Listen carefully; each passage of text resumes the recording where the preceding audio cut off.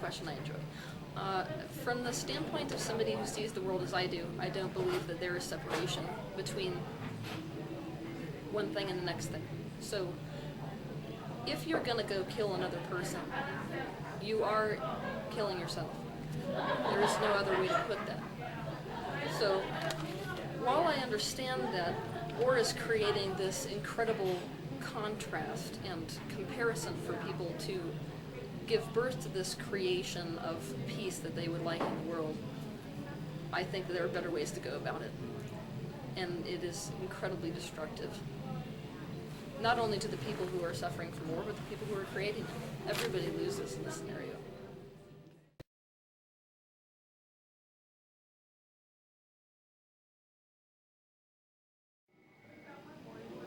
Alright, so from a three-dimensional standpoint, which is this reality that we live in our physical bodies, we have this sort of perception that reality exists outside of our physical bodies, that we're players, sort of pieces of this bigger game, and we're either being played or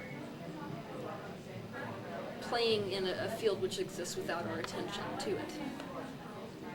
When a person has a thought, that thought now thinks. This is a very difficult concept to understand for most people, but thoughts are thinking. The physical bodies that we see are condensed thoughts. They're essentially thoughts that have been thought long enough that they become static in nature. That means that they behave like particles instead of a waveform. So thoughts are things. Yes, thoughts are things. So when you are thinking something, you are creating what is to come in your life. So that is how you create your own reality. So if a person was to think about the way they wanted their life to be, and then think thoughts that were in line with that, and they would know it was in line with that because they would feel good thinking those thoughts, then eventually they would see the tangible manifestation of those thoughts in their physical life.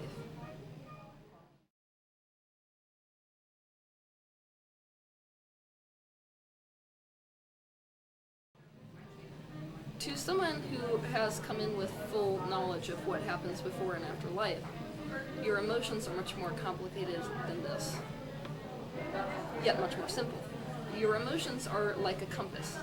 So in your life, they're pointing you basically, they're telling you at all moments of the day whether you are walking down the path of alignment with what it is that you desire and what you want, or whether you're out of alignment with it.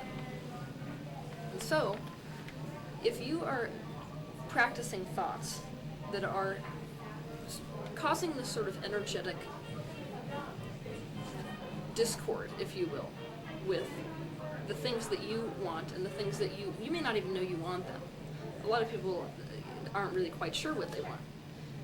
But Source has a better idea of what we want than we do. So when you are experiencing a situation, say that you have some sort of illness in your family,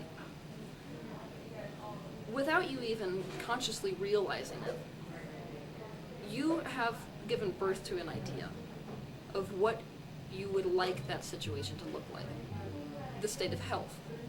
But if you are continuing, so in that moment when you have hatched this idea starts to become a tangible reality. So it's starting to vibrate. If it vibrates long enough, it will become in the physical dimension. But people tend to then, even though they have done this, they've experienced a situation which has made them hatch this idea. Instead of focusing on this idea, what they will do is they'll focus still on whatever situation they're looking at in the physical.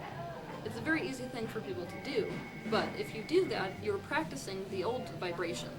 But because you have this new thought, the old thought and the new thought that you have in you are creating this energetic discord, which is felt in us as negative emotion.